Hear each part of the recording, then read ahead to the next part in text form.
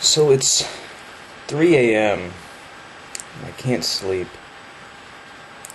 So I decided to make a video.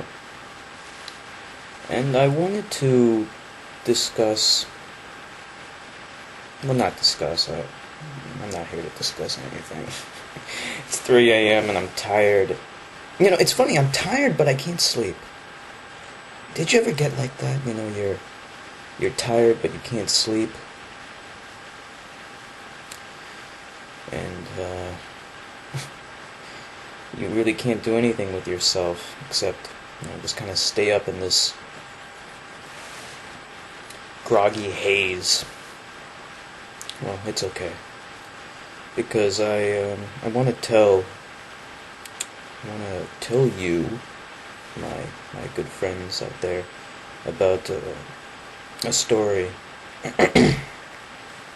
And most of my friends, I always tell this story to my friends just because I think it's a silly little story and it's always interesting for me to tell it and for people to hear it.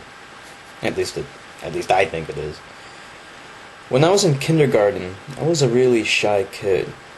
In some ways, I still am shy, I guess. Yeah, I am. But I try not to be. But back then, I was really shy, and I remember in kindergarten, we would like sit in this circle on this magical rug, the magical rug where everybody would sit in the circle, and the teacher would stand in the middle and teach whatever the hell she was teaching that day. And I don't even know what the hell they teach in kindergarten anymore. Like, I know they teach the alphabet. I don't know what else they teach, though.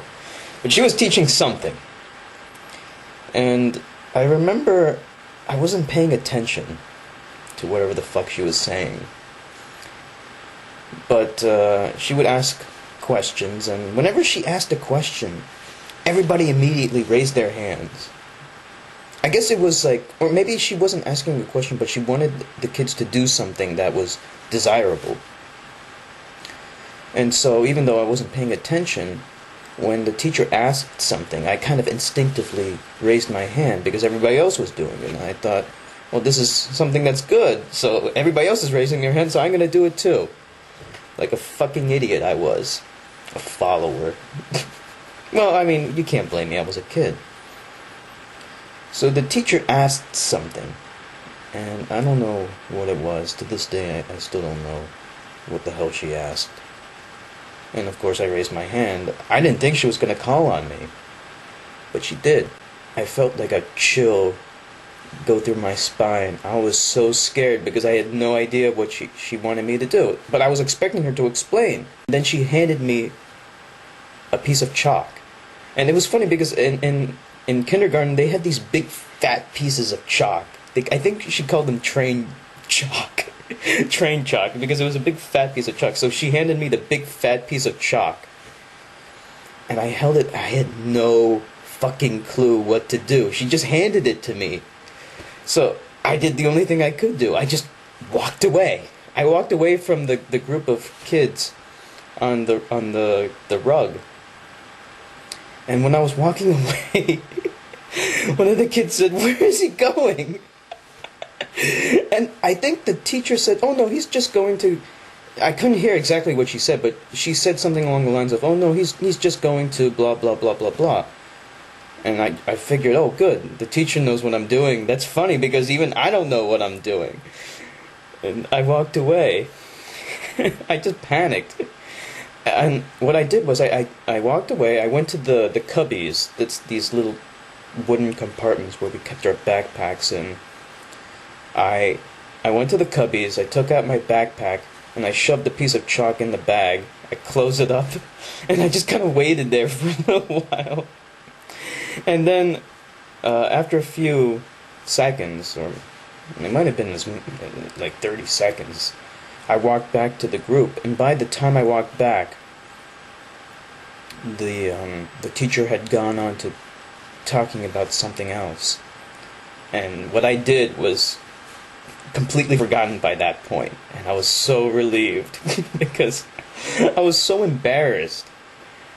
And,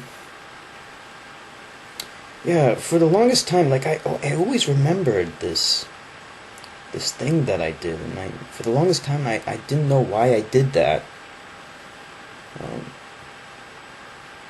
but I know now why I did that. I did that because I didn't have the guts to speak out and say to the teacher, "Oh, I'm sorry. I really have no fucking clue what you're talking about." I didn't have the guts to say that. I didn't have the guts to say what was on my mind, to say what was bothering me, to say what my problem was, or to explain the situation. And I I tried to learn from that very distant experience of mine in my childhood, because it it serves as a lesson, to me at least.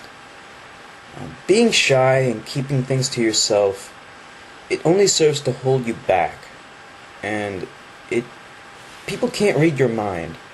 The only way for people to know what you're thinking, to know how you're feeling, and to know what your desires are, is to speak out and to say something. And I know that people treat you according to how you let them treat you. Um, and this kind of relates to, some things that I've been reading online, and some of the things that have been happening recently involving, the bullying of that homosexual young man, and also this other news report I read recently about a young girl who committed suicide. It wasn't Phoebe Prince. It wasn't just Phoebe Prince. Another girl committed suicide over bullying. And I know that these things happen because of how you let people treat you. And the way that you combat these things is to make it very clear from the beginning how you want to be treated, what you'll let people say to you, and what you won't let people say to you. If people become used to and comfortable with things they can say to you, they're gonna think they can take more, they can say more to you, they can do more things to you, because they know that you'll take it. The one thing that you have to make sure is you always respect yourself, and you don't let them take more than what you'll let them. And you shouldn't let them take anything. That's why I'm what I am today, because I remember these life experiences that I've had, and I've learned from them. And I know how to communicate how I feel, and what I'll let people say to me, and what I won't let them say to me. I once had a professor who, he was just kind of a jerk. And I guess he had this really warped sense of humor where he'll be insulting, but everybody thinks it's funny.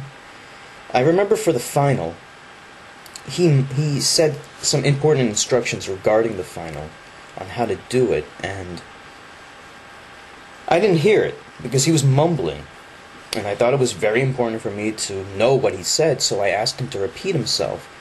And then he said to me in a very rude way, "What are you, deaf?"